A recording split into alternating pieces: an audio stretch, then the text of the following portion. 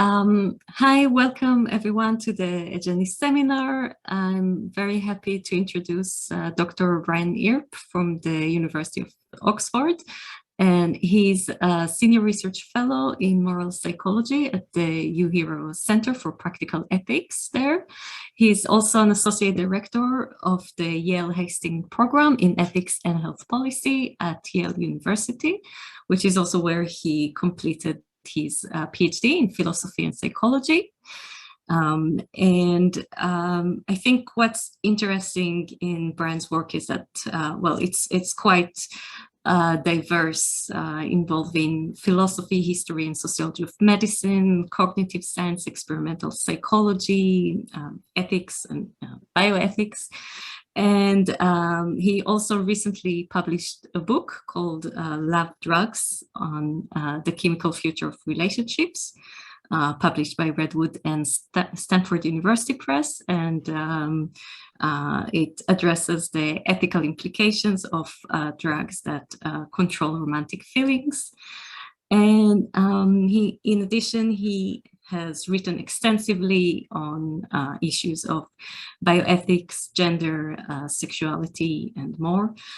And in today's talk, he will talk about the human experimentation on male circumcision in Africa and the campaign by the World Health Organization to mass circumcise African men as a way of preventing HIV transmission. Well,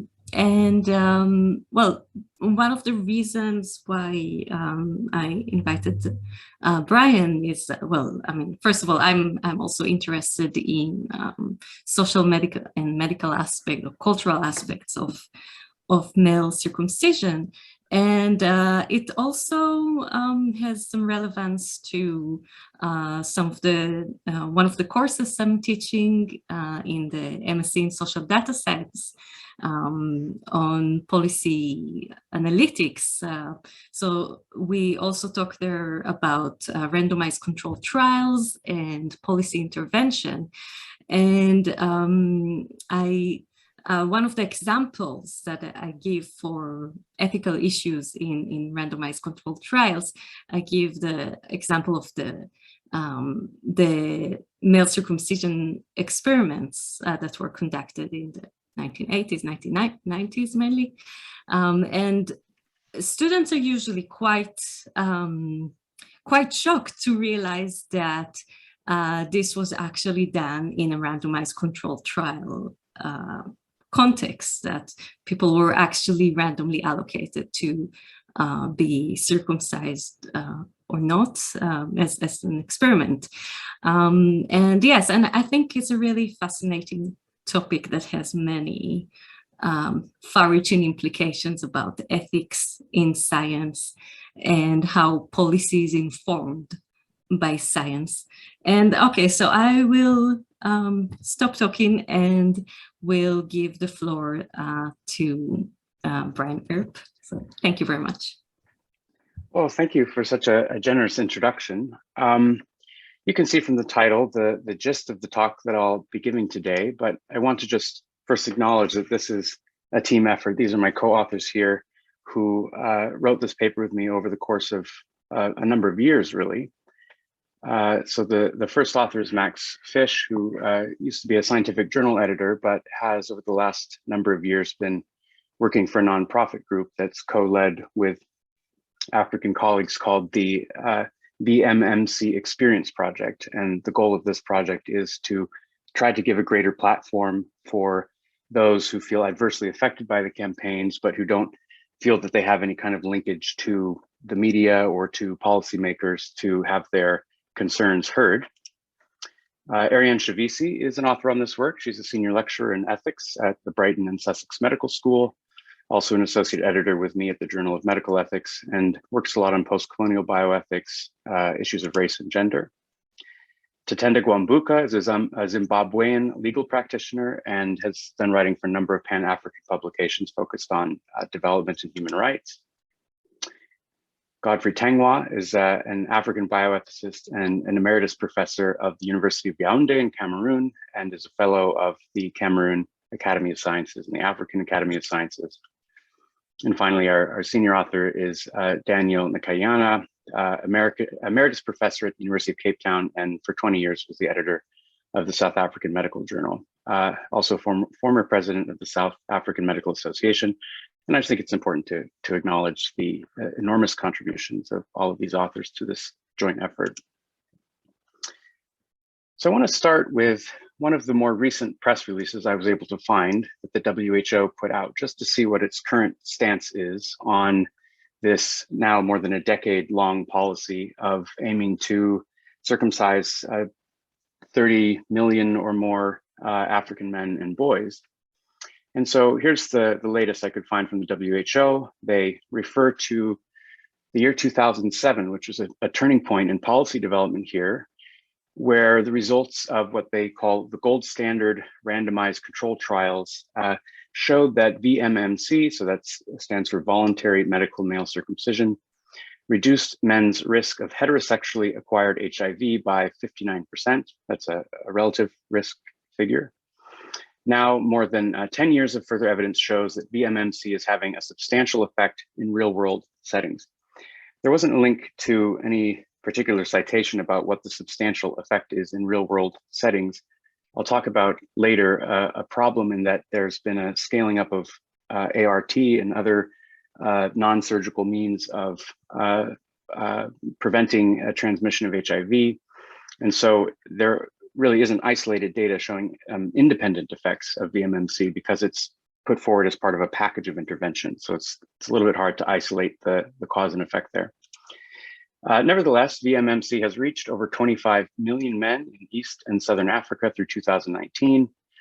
And according to the modeling exercises they employ, which as with any of these models rests on a number of assumptions, they make an estimate that 650,000 to 1.5 million HIV infections will have been averted by 2030. And as countries achieve higher VMMC coverage levels, service will transition to sustainable approaches focused on each new generation of adolescents.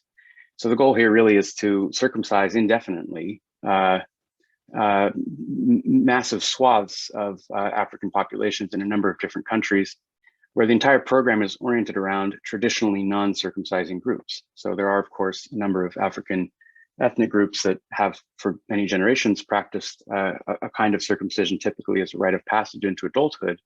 But the idea here is that the groups that don't circumcise and for whom that has long been a source of identity and a way of distinguishing themselves from some of the other tribes that do circumcise, the WHO's goal here, looking narrowly through a biomedical lens, rather than taking into consideration these kinds of political and cultural contextual issues, is to try to circumcise indefinitely, as I said, every generation of adolescents in each of these countries going forward. Now, one way of thinking about this is that VMMC, kind of a euphemistic phrase, it's not clear what that stands for, and you kind of have to unpack it, but this VMMC thing appears to be a straightforward application of a clinically efficacious procedure, something that's been tested through the gold standard of an RCT to address an acknowledged public health emergency with the extraordinarily high rates of HIV transmission in much of Southern and Eastern Africa. However, you might have the thought in the back of your head that there's something a little bit different about this campaign compared to the sorts of campaigns that we may be more used to hearing about. So one aspect of it that's different is that the treatment here, the medical technology that's being offered and being promoted, is a surgery rather than, say, a drug or a vaccine of some kind. And it's a surgery that in particular affects the genitals. So it leads to a permanent genital modification of one sex only. Now, one aspect of this that might be ethically relevant, or that at least is interesting from a psychological and a sociocultural perspective, is that this isn't just any surgery, but rather one that targets the sexual anatomy, which in virtually every culture is constructed as being deeply personal or private, related to one's identity. As I alluded to earlier, often a sense of one's group identity as well, where non-circumcision often is a sign of identity. This treatment is also irreversible. It's not something you can discontinue. You can't really withdraw. I mean, maybe in the middle of the surgery, you've crossed the threshold where there's no going back. And it's something that will affect you for the rest of your life. So unlike, say, a drug that you might, if you have some adverse effects, stop taking the drug, there's no reversibility here. So those are some things just to put on our minds, that there may be something ethically interesting or concerning here, but there are some deeper historical contextual factors to raise as well, which is that this whole campaign, I think, can be situated within a longer history of use of medical technologies to, in one way or another, manage the bodies and the sexuality of African and African-American women and men. So one theme that I'll be addressing is longstanding stereotypes about Black men's sexuality in particular, the idea that it's uncontrolled and uncontrollable, often in the context of concerns about rape of white women in the American South. A narrative comes out of that context, which I think persists and carries over into contemporary imaginary. There's also just really important power relations to consider here. This entire campaign is overwhelmingly introduced and managed and promoted by white people from global North countries, and it's being implemented exclusively on Black people from global South countries. And so thinking of a genital surgery that's normative in some parts of the global North, namely the United States, being offered as a seemingly neutral medical technology to people in a asymmetrically disempowered position when it comes to making these kinds of policy moves is something we should be concerned about. So Peter Aggleton, a senior sociologist and sex researcher, has argued that far from being a simple technical act, even when it's performed in a medical setting, circumcision is a practice which carries with it a whole host of social meanings. And these meanings depend on the context. Sometimes it may relate to identity, what it means to be a man. It can have implications for gender relationships. It can have connotations to do with control of sexuality or religious symbolism, and so forth. In any event, it's nearly always a strongly political act that's enacted upon others by those with power, typically in the broader interests of some identified public good, whether that's communal cohesion or something along those lines, but with profound individual and social consequences.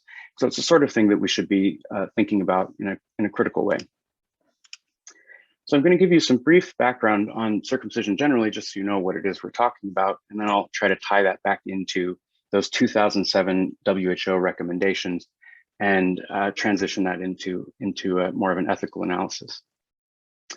So what is circumcision? Well, if you read any medical account of the procedure, you'll learn that it's the partial or total removal of the penile prepuce.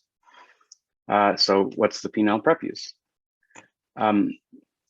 Roughly the bottom third of the skin system of the penis. The prepuce is continuous with the shaft skin of the penis. There's not a dotted line showing where the prepuce or the foreskin begins and the rest of the penis ends.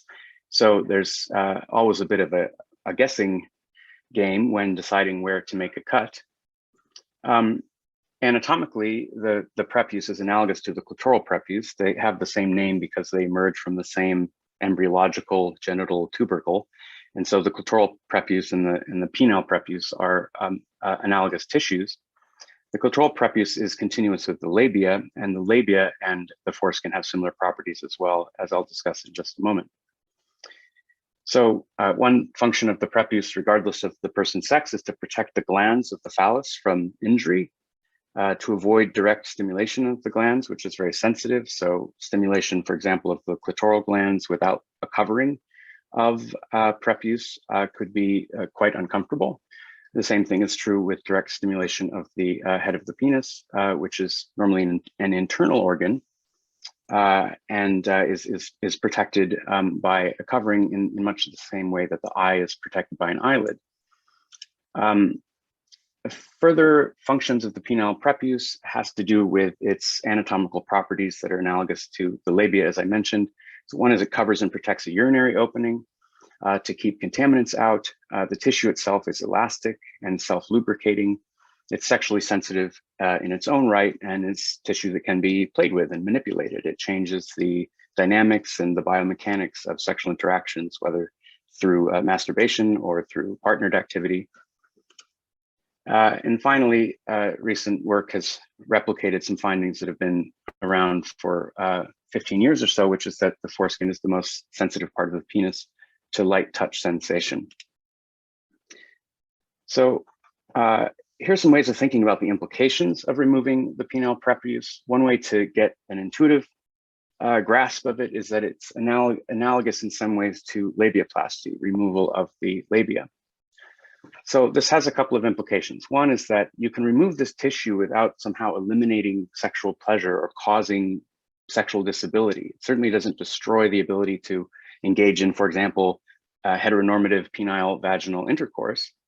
But it does remove erogenous tissue, quite a substantial amount of such tissue that many people place a positive value on in and of itself. And so if you place a positive value on this tissue and the tissue is removed, particularly if you are not able to consent to that, then the sheer removal of the tissue would count as a harm to you, irrespective of any further complications, let's say.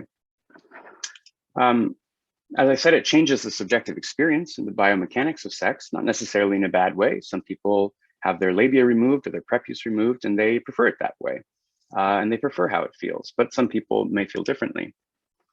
It changes the subjective experience and biomechanics, as I said. It carries surgical risks, including permanent scarring, the risk of nerve damage, accidental excisions of tissue that wasn't part of the original plan. Now, as I said, some people prefer to undergo these surgeries and consider those risks worth what they take to be a bodily enhancement. But this is a very highly subjective and variable impression that varies both between individuals and communities and cultures. And so the social appraisal of modified genitalia, whether in males or females, is something that it's very hard to make some sort of consistent culture independent argument about what the upshot is. How a person feels about having modified genitals is something that will be different from person to person. So in light of these kinds of considerations, the Royal College of Obstetrics and Gynecology is firm that labiaplasty, unless it's medically necessary, should not be done before the age of 18, both for surgical reasons, because the labia will be fully developed by that age, and for ethical reasons. They think that someone under the age of 18 is much less likely to be able to give informed consent to the modification of their own genitalia. And so we'll be discussing throughout this talk, and hopefully in the Q&A, what exactly is the relevance of consent to the ethics of genital modification. I want to give you a bird's eye view of prevalence of male circumcision around the world. Something like 3/4 of all circumcisions of boys are done in the Muslim world, concentrated in the Middle East and North Africa, where it's considered a religious practice. Male circumcision isn't mentioned in the Quran, but it's mentioned in secondary sources of Islamic jurisprudence, and it's considered recommended, at least in most interpretations of Islamic law. So you'll also see that there's a very high prevalence in Central Africa and in places that aren't overlapping with Islamic culture. You sometimes see circumcision as part of, for example, a rite of passage into adulthood. Female genital cutting is often done in the same context, where both the boys and girls will undergo a painful rite to prove in some sense that they're worthy of or eligible to be considered adults within their society. And so you see very high rates of genital cutting in that kind of a context. A similar sort of thing is true in Indonesia, parts of South and Southeast Asia.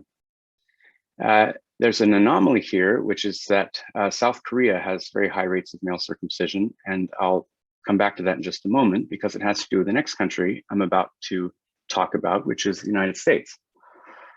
So you'll see among countries of, say, Europe or other parts of North America, Australasia, the United States stands out in having a very high prevalence, probably above 70%.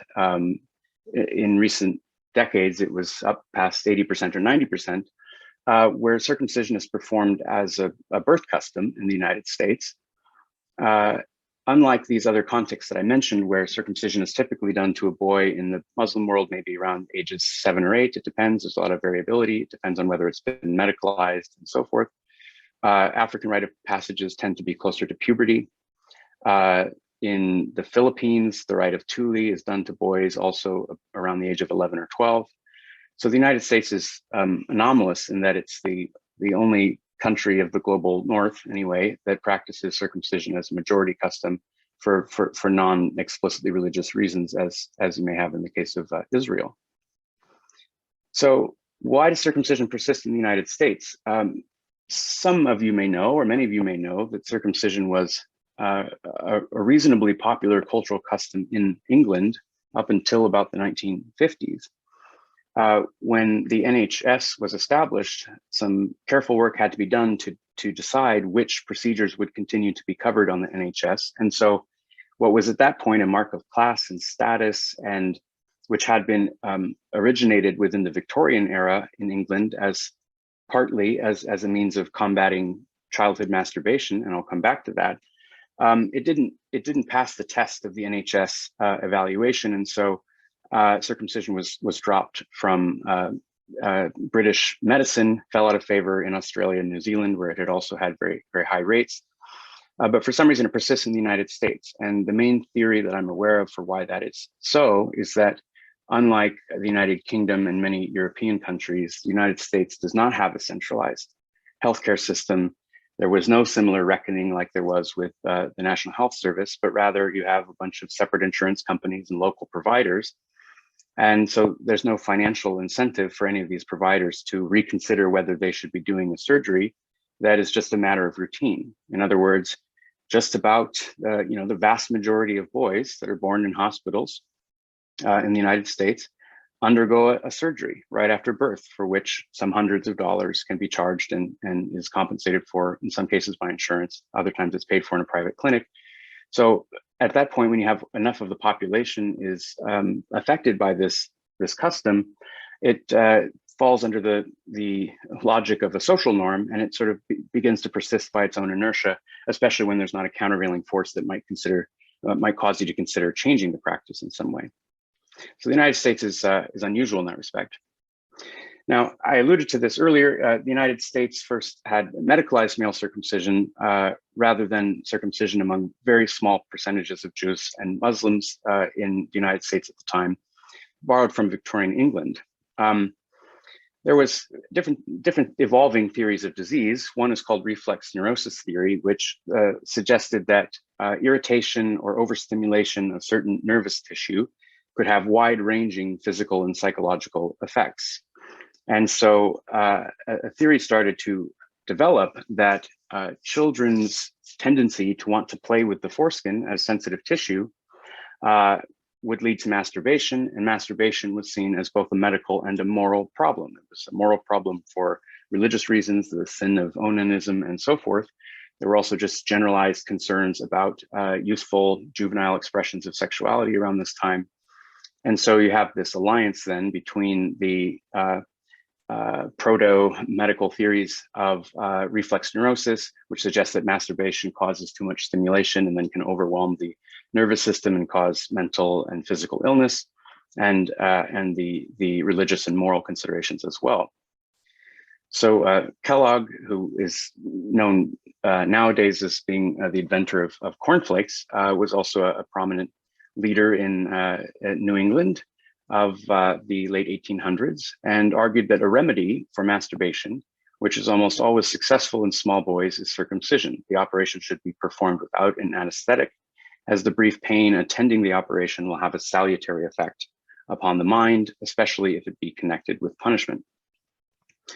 Now, I won't get into the whole details here. You can read this journal article, and there's a longer book by Gallagher. There are a number of other treatments of this very interesting medical history, whereby, as you can see from the title, From Ritual to Science, the medical transformation or medicalization of circumcision in America.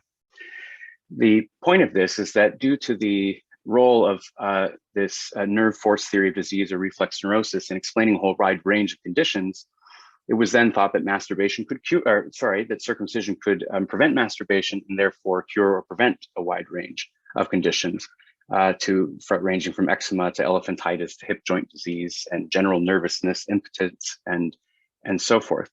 And so circumcision sort of became a procedure that was seen as a generalized means of warding off medical problems, often when the etiology of those problems was not well understood.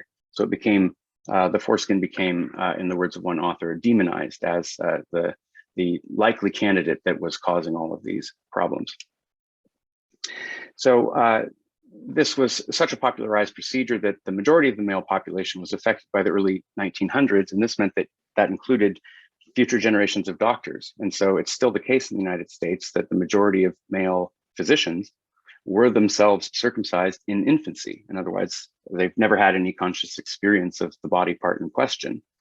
And so again, it carries on by force of the social norm because, well, I don't have that tissue and I'm fine, so there's no reason to think about it. Furthermore, there's a medical justification that then is sometimes sought, and particularly in the United States, to try to determine whether circumcision may still today have secularly justifiable, medically reasonable health benefits, to try to make sense of why it's still done by doctors. If it were just seen as a cultural practice or a custom that's done around birth, it would be very hard to square with the widespread principles of medical ethics that normally govern surgeries in non-consenting persons. Now, I want to just provide some broader context here. It's not just that circumcision was being trialed in this way or experimented with in this way. American gynecologists led by James Marion Sims, who some know as the father of gynecology and whom others think of as someone who unjustly and in a racist manner treated African-American enslaved women as experimental subjects for practicing the sorts of surgeries for which he later became very famous. So Sims and others invented scores of new genital surgeries intended to alleviate psychological symptoms. Cutting the body to cure the mind could lead to practices such as normal ovariotomy, which was the removal of women's healthy ovaries to relieve symptoms ranging from hysteria to neurasthenia to a backache. Neurasthenia is a sort of ill-defined nervous disorder that had various symptoms, including fatigue and so forth. So this radical procedure was accepted on both sides of the Atlantic, and it wasn't just by crackpots. Many of these procedures were mainstream. Other doctors at the time were also engaging in procedures affecting the clitoris, where application of chemical preparations or breaking of adhesions between the clitoral prepuce and the clitoral glands and other sorts of surgeries and manipulations were trialed for similar reasons to the ones that male circumcision was tried for boys. In the case of these other procedures, the practices were sustained in America long after they had fallen out of favor in Europe. Again, the same thing remains true of male circumcision. Either it was never a practice in Europe, or in the case of England, it fell out of favor. In the United States, circumcision is the only of these many procedures that persists. So that's a generalized story account of the medicalization of circumcision, but this undertook a racialization as well. And I'll just make a sort of content notice here that some of this language is maybe distressing to see. There is just some very, very blatantly racist phrases here, but I think it's important to understand how circumcision began to be used with deep roots in American history as something that was intended to manage on a massive scale the seemingly uncontrollable sexuality of African-American persons, also with the idea that this could help with venereal disease. So if you look at an editorial in the Maryland Medical Journal from 1894, there's a snapshot of it over there on the right. The article is called Circumcision for the Correction of Sexual Crimes Among the Negro Race. The editors write, the brutal and uncontrollable passion of the Negro has been traced to a variety of causes, the chief of which is the perversion of his sexual instincts and ungoverned sexual passion. It's worth considering that the legal enforcement of circumcision among the Negro race would effectually remedy the predisposition to raping inherent in this race. Now, lest you think this was an isolated editorial by some particularly egregious editors, there were a large number of articles in the mainstream medical journals around this time making similar arguments. Remondino has an article called Negro Rapes and Their Social Problems, for which he advises the solution of circumcision. In Daniel's Texas Medical Journal, enforced circumcision of the colored race is proposed in 1889. These authors in the Virginia Medical Monthly talk about the sexual crimes among Southern Negroes scientifically considered. Another article in 1889, a circumcision enforced by law. Okay, so the idea here is that there's a medical technology that will fix a problem. And the question is, what exactly is the problem that this technology is meant to fix? Here's an article from a bit later, 1914, where the author argues that the prophylaxis, syphilis, in the Negro race is especially difficult, for it's impossible to persuade the poor variety of Negro that sexual gratification is wrong, especially when he is in the active infectious stages. It is probable that sex hygiene lectures will not have the slightest effect on this type. And so the author argues that the solution is circumcision, both for the purpose of avoiding local irritation, which will increase the sexual appetite. This is, again, that reflex neurosis theory of disease, and for purposes of preventing infection. Now, as Marie Fox and Michael Thompson state in an important chapter of theirs, this chapter has only been cited 4 times, and so I don't think it's really had the impact that it should have, but it's a very thoughtful appraisal of this kind of language and these kinds of claims that were being made robustly in the late 1800s and early 1900s, which is that circumcision becomes understood or conceptualized as a medical solution to these beliefs about the ignorance, bad hygiene, and low morals in the Black population, often premised in a wider understanding of African-American men as sexual predators who posed a threat to white Southern womanhood and white male sexual hegemony. I'll just take a sip of water and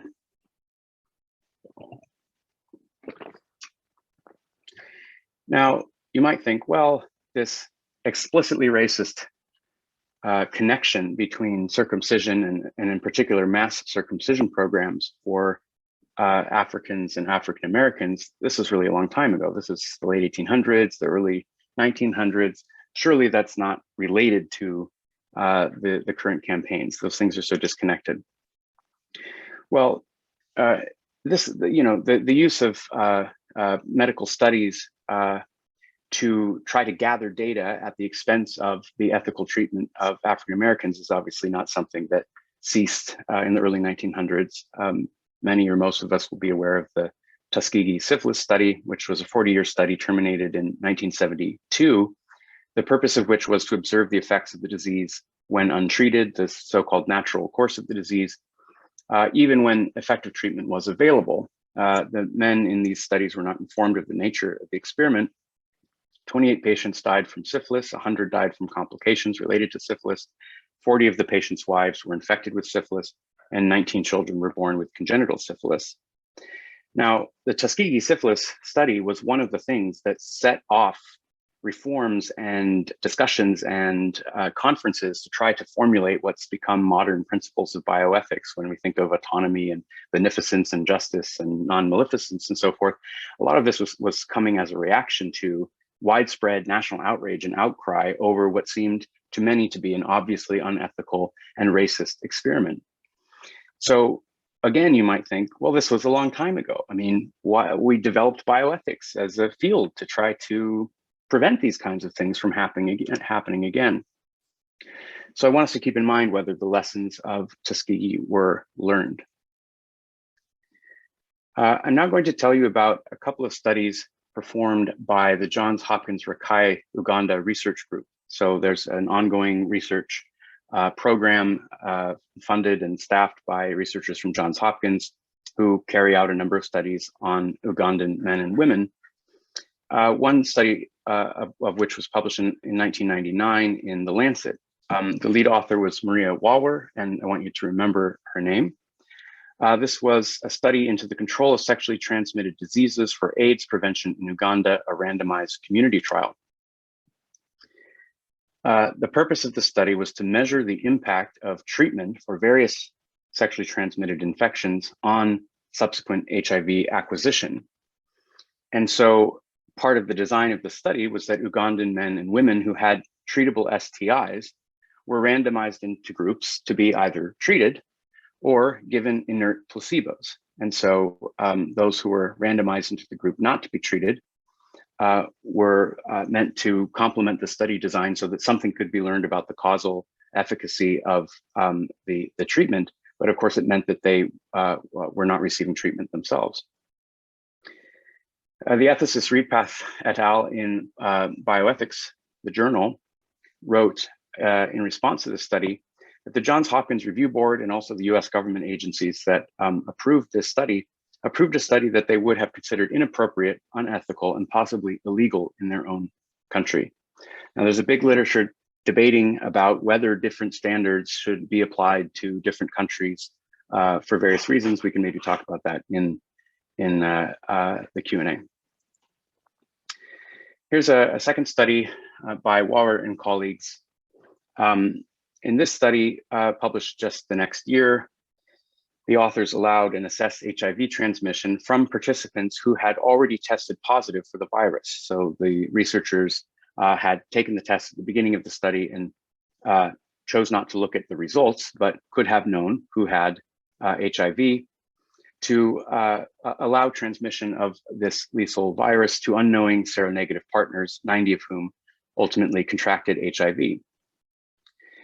Now, the study was published in the New England Journal of Medicine, and the editor at the time, Marcia Angel, wrote an editorial reflecting on the ethical complexities, anyway, of this particular study, which she decided to publish notwithstanding certain reservations.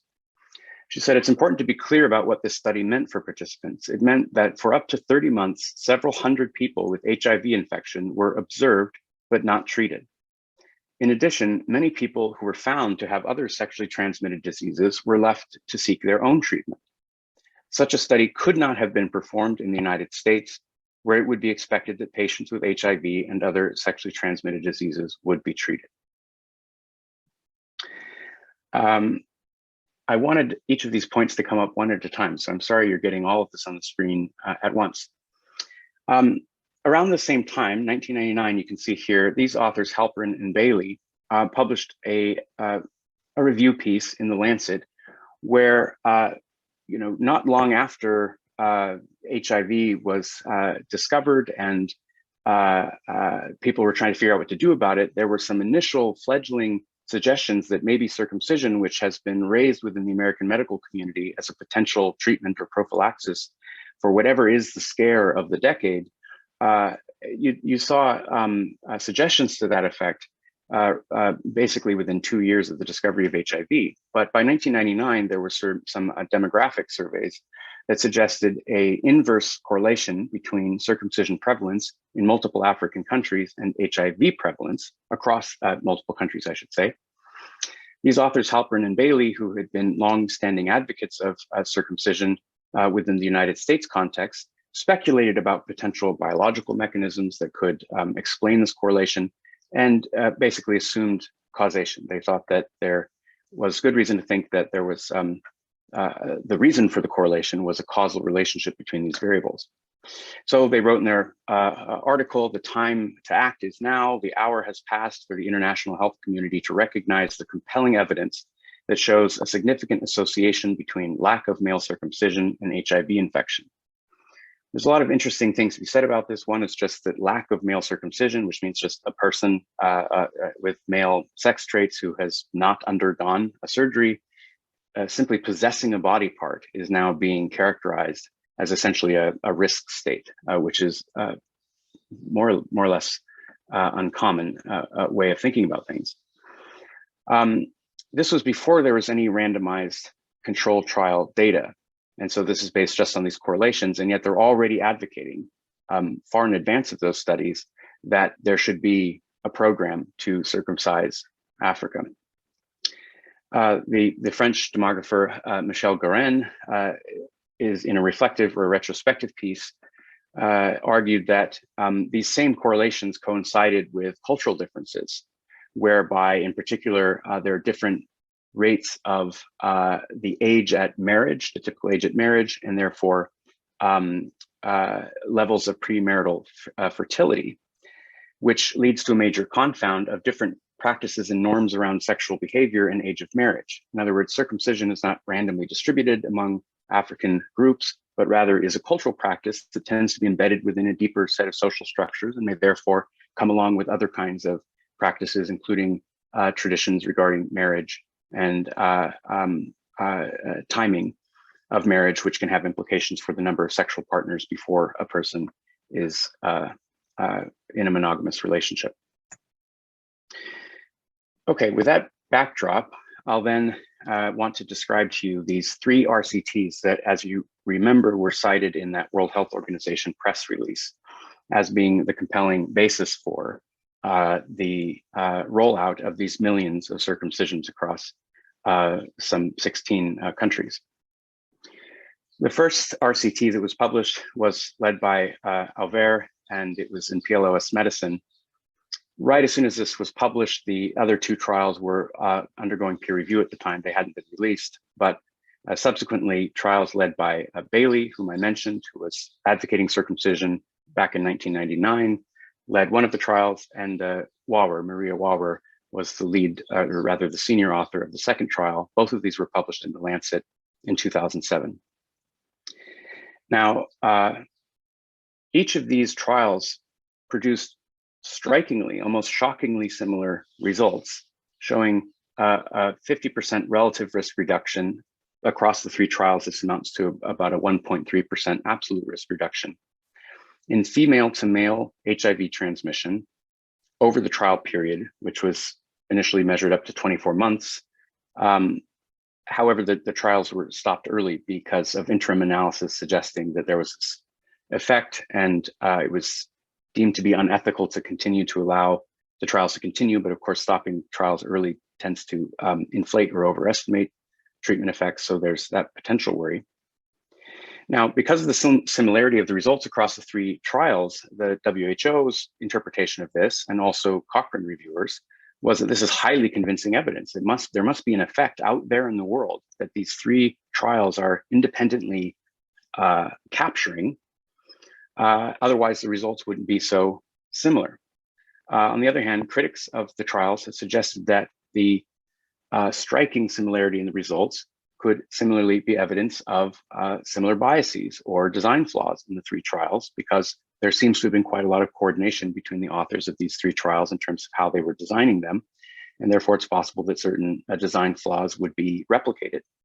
One of them is that the men assigned to the circumcision arm of each of these trials had more contact with healthcare workers and were provided with free condoms and counseling as to risk reduction safe sex practices, whereas the men who were not circumcised were released back into the population without the additional counseling or provision of condoms. And so given that HIV transmission has much more to do with sociocultural, structural, and in particular behavioral factors than with the presence or absence of a part of the body, it's possible that some of these asymmetries between the experimental and control arm of the trial may have impacted behavior in a way that could produce these results without the mechanism somehow being the presence or absence of the foreskin.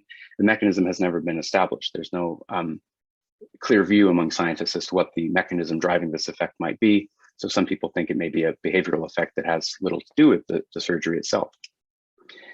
Nevertheless, let's suppose we accept those results from the 3 trials. Certainly, the World Health Organization has touted these results as compelling evidence for rolling out this program. But there was a 4th trial conducted around the same time that is not mentioned in the press release and that you don't see mentioned in any of the materials put out by the World Health Organization, or in general, proponents of circumcision as a form of potential prophylaxis against HIV transmission in parts of Africa with high rates of heterosexually transmitted HIV and low base rates of male circumcision. The fourth trial was also conducted while we're here in the first author position, looking at circumcision in HIV-infected men and its effect on HIV transmission to female partners in Rakai, Uganda. So I just want to flag that this trial had a similar design to the earlier criticized trial from 1999. It sought to establish a protective effect of male circumcision for women by allowing HIV-positive men who were known to be HIV positive, where the data were collected at the beginning of the study, to infect unknowing seronegative partners. Now, interestingly, this study was also stopped early, but it was stopped early not because of stunning evidence of effectiveness, or rather efficacy. It was stopped early for futility, because there was observed at that point a 62% relative risk increase in HIV transmission to the female partners of circumcised males.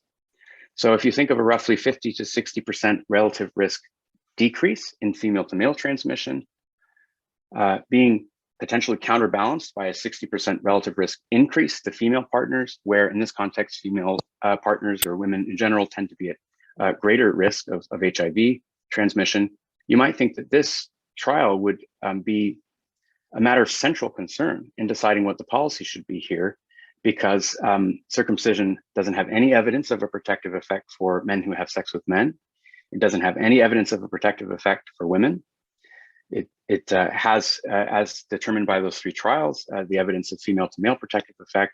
But here you have something that's even more concerning, which is a potential increase in the risk to female partners. Now, the authors tried to deal with this concern by saying probably what happened was the men in the trial who were circumcised didn't wait long enough to resume having sex as we told them to do. Rather, there was early resumption of sex during wound healing. And of course, if you create a wound which causes bleeding, you might think that that would be something that could increase the risk of HIV transmission. And that's their proposal for why this unexpected result came about. But they said we shouldn't worry about that, because early resumption of sex during wound healing is a behavioral factor that can be addressed by risk reduction counseling and access to condoms. And so that's been the explanation that stands in the literature for why it shouldn't be all that concerning that these results were found in the fourth trial. Now, Winnie Luceno and colleagues have very recently in an online first article proposed that this explanation is not very compelling from a health or human rights perspective. They said, well, it's important to note that risk reduction counseling, condoms, and repeated instructions were provided in the very trial that produced these results. Yet there was still an observed increase in risk for the female partners of circumcised men. So it may seem somewhat misguided to assume that risk reduction counseling will be better, somehow better or more effective in the less controlled real world conditions of VMMC scale up than in the highly controlled clinical trial setting. Moreover, they say, if counseling against risk behaviors is the key to effectiveness of the intervention, then why circumcise at all? Would it not make more sense to use sexual risk behavior counseling as the primary intervention, given that regular condom use, reduction in risk of partners, and so on, is more effective than circumcision and removes the need for surgery? Marchbearer, who is the editor of Reproductive Health Matters for many years, also weighed in on this, as I'll say in just a moment. Marchbearer reflected on the results by saying, any man who presents for circumcision obviously believes he's at risk of HIV. Circumcision of HIV positive men does not reduce risk for their female partners, and it may even increase it, as the Walrus study suggests, especially if men cannot wait the 6 weeks to heal. Now, defenders of the VMMC program call this a short-term problem for female partners because, the thinking goes, in 10 to 20 years, if enough men are circumcised, there will be, according to models and projections, less HIV generally circulating around, and therefore there will be an indirect benefit for women some decades in the future. Bearer's view is that this is grossly unethical. If HIV positive men are being circumcised now, then women partners' continued risk of infection now should not be shrugged off and with false hopes of future protection at the population level. Bearer says, male circumcision is 50 to 60% protective. If I were to propose a contraceptive method to the world today that was only 50 to 60% effective, I would be laughed out of the room. If we were to compare male circumcision to a cheap condom that will break 40% of the time, it wouldn't sound so attractive. But she raises an important point. A lot of men may be led to believe that they've got a vaccine effectively against HIV. And if you think that you've got a vaccine, and in fact, many proponents of circumcision explicitly refer to it as a surgical vaccine, they might think, well, I'm protected, therefore I don't need to wear a condom or reduce the number of concurrent sexual partners, which can only increase one's risk in the real world of transmitting HIV. So those are the 4 trials that were being conducted around that time, one of which was available at the time that the WHO was deciding what its policy was going to be. Now, there are a number of issues with the pipeline from the availability of these data. Again, there are more critiques that could be made of the studies themselves, but I think we should just take the findings for granted and ask, well, what would be the policy implications of those findings? One view that you saw among the main group of people who were responsible for translating these data into policy was this idea that the data almost reflexively lead to a policy conclusion that male circumcision should be generally offered and widely scaled up and promoted across many diverse African countries. But this rests on a couple of inferences that are potentially problematic. One is that the trials demonstrated efficacy. That's the observed effect under the conditions of the trial. And those 3 trials were conducted in South Africa, Kenya, and Uganda, 3 African countries which have particular cultural groups and norms around circumcision and healthcare systems and social practices and so forth. If you simply assume that that means or translates into real world effectiveness in more than a dozen other what they call priority African countries, one problem of this assumption is that it relies on a homogenization of African culture, social institutions, and sexuality. The idea is circumcision with an unknown and contestedly postulated biological effect is somehow going to just work for everyone in the real world based on efficacy data from particular epidemiological environments. So it's one sort of extrapolation that might be a reason for concern. Another issue is that this efficacy observed for circumcision of trials of adult men, which is then presumed to be effective, is then further extrapolated into the idea that it will also be effective for young adolescent boys who maybe have not yet had sexual experiences. And as we'll see later, this policy then gets extrapolated also to promotion of circumcision for infants, where a further dimension along which a leap is being made is that there's an important difference in the ability of an infant or even a young adolescent boy to give any kind of, or at least informed consent to, the permanent alteration of their own genitals, compared to the men in the trials who at least ostensibly gave their own informed consent. Now, Nancy Cartwright has obviously done, and many of you will know, a lot of good work on this, so I'll just share a couple of quotes from her. She says, studies don't produce policies. Rather, studies test hypotheses about whether an intervention will produce an effect under certain conditions. If the intervention yields a positive result, it produces the effect. In several well-conducted RCTs, we can say that the studies support the claim that an intervention works in the study settings. Now we have a fact, but when will this fact count as evidence supporting use of an intervention? She says, for policy and practice, we don't need to know it works somewhere. We need evidence for it will work for us claims. The treatment will produce the desired outcome in our situation as implemented here. For this, in turn, we need a large and varied inductive base, lots of RCTs from different populations, plus reason to believe the observations are projectable, plus an account of the range across which they project. And strikingly, none of this research was conducted before the WHO recommendation to roll out, scale up, and circumcise millions of African men and boys. So I'm getting to the end of my talk here. I'll now try to give you a bit of a sociological look, a microhistory as the authors refer to it, of the actual conference at which the recommendations were settled. So this is extraordinary work by Elaine Giammi and colleagues who are senior sociologists and sexual health researchers. I strongly recommend you're reading this article published in Global Public Health in 2015. So these researchers were at the Montreux conference. They said this consultation came out of a long process of reports and so forth that was steered by a relatively small and informal network of mostly US-based researchers, including Halpern, who I mentioned earlier, Bailey, Walwer, Aver, the author behind the first trial, and contacts that they had at the World Health Organization. Giammi and colleagues write, they had varied backgrounds, but they shared a single conviction about the efficacy of circumcision for HIV prevention and the urgency of the need to implement it.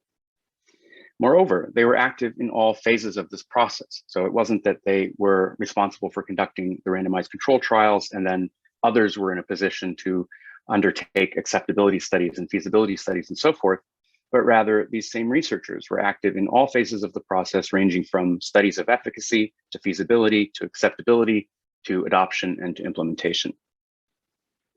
The consultation in Montreux was held barely a month after publication of the results from the initial PLOS1 trial.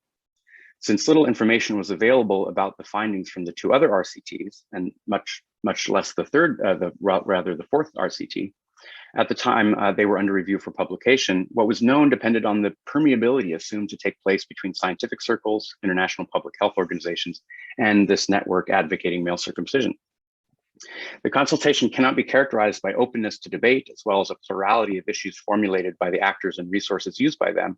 On the contrary, little room was allowed for contradictory discussions, as if the decision had already been made before the consultation.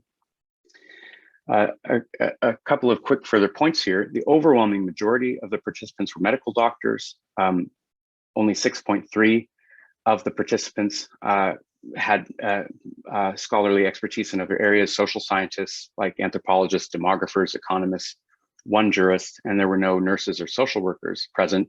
There was also a striking lack of people who had been involved with NGOs working toward the eradication of HIV transmission for many, many years. This was primarily a conference that was organized by those who had expertise in circumcision.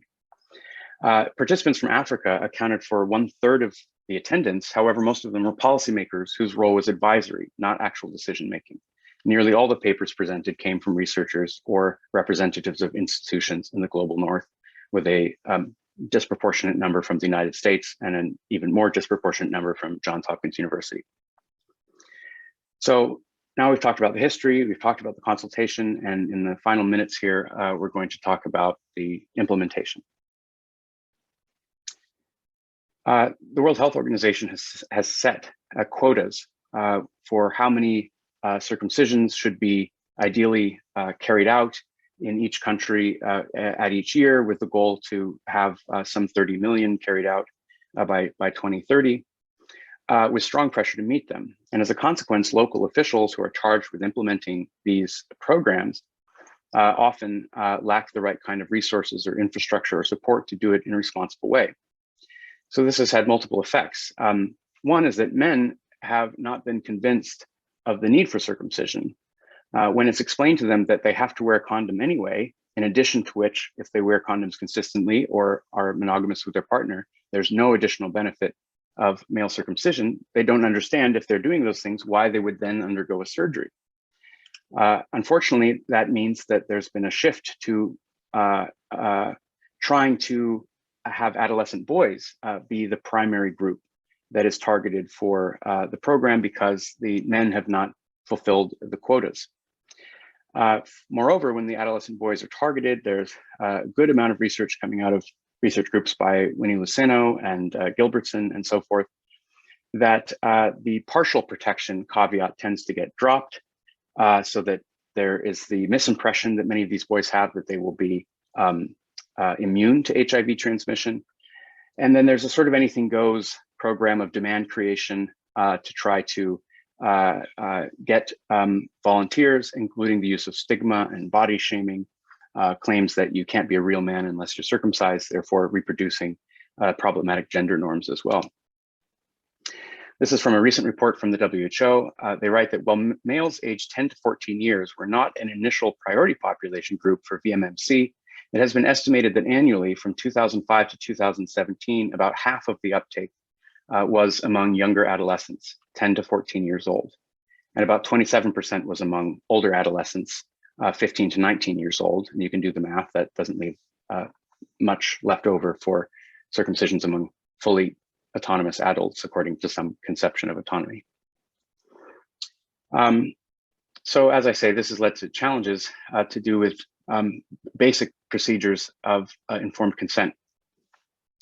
These authors argue that quotas have led to overburdened clinics, long waits for care, ethically questionable recruitment practices, circumcision of children under the approved age of 10 years, and deviations from the clinical standard of care. Among those who were circumcised under age 18, about 10% did not have parent guardian consent. Of these, about 2/3 reported that they were circumcised between the age of 10 and 14.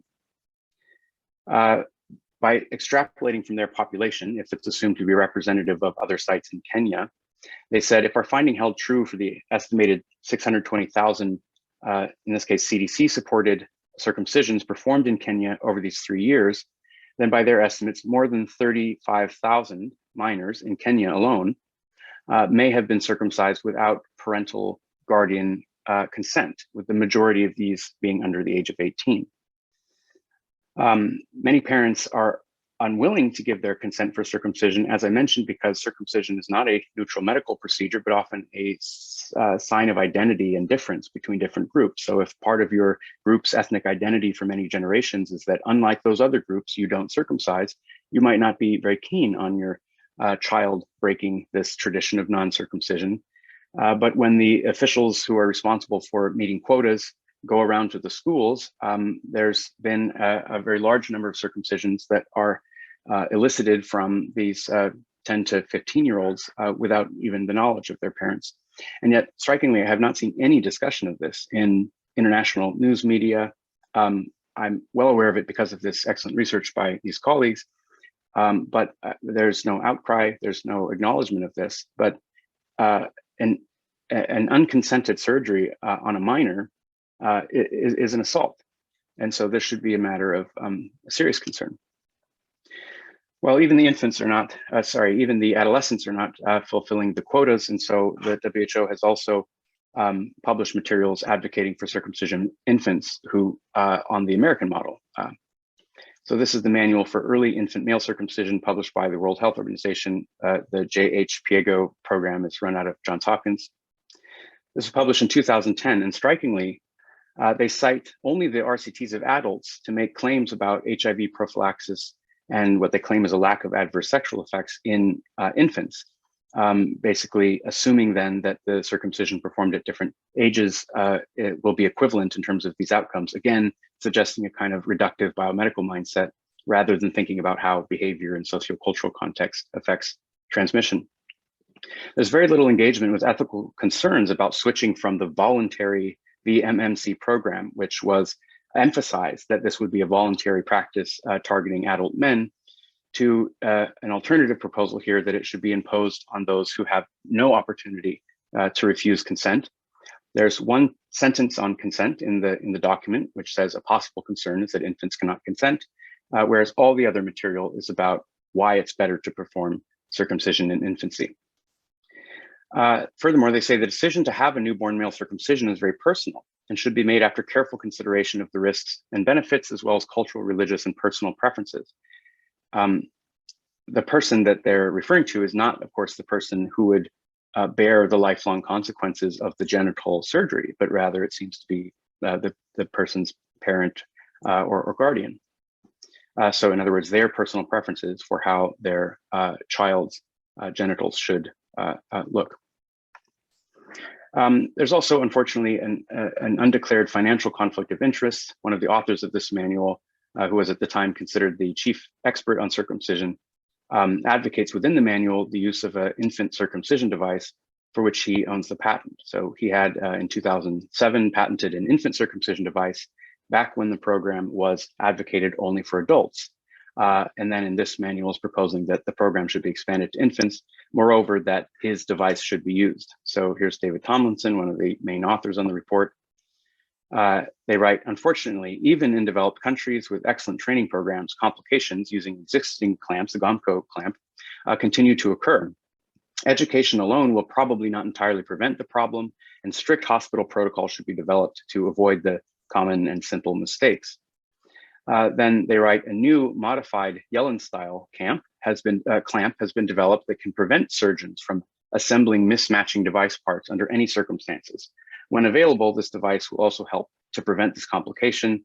There's a footnote to 80. The reference 80 is a conference presentation by Tomlinson and colleagues reporting on the device for which Tomlinson has the patent. So on my last slide here, I'll just try to pull out a couple of broader points, and then I look forward to the question and answer section.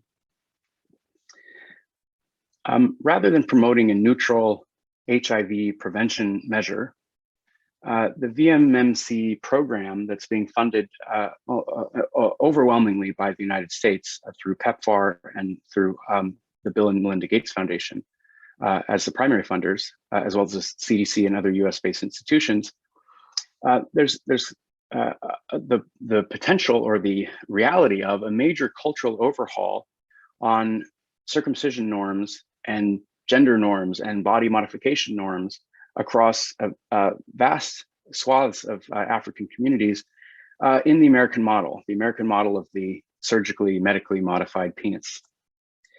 The program, moreover, is based on an implicit belief that the behavior of African men with respect to safer sex practices is irrational and unchangeable. Therefore, a technological fix is required. Strikingly, among the global north, it's only the United States that practices routine non-religious circumcision as a majority custom. VMMC is driven and almost entirely funded by US-led public health community, and its main target is Africans from traditionally non-circumcising groups.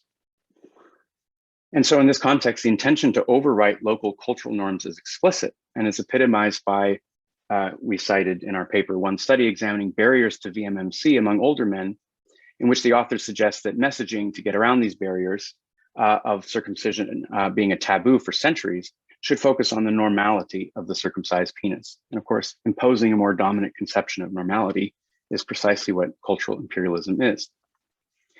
So the full scope and unintended consequences of this new normality will take many years to fully unravel. So that's all I had to say, and I appreciate your time and patience, and let's chat.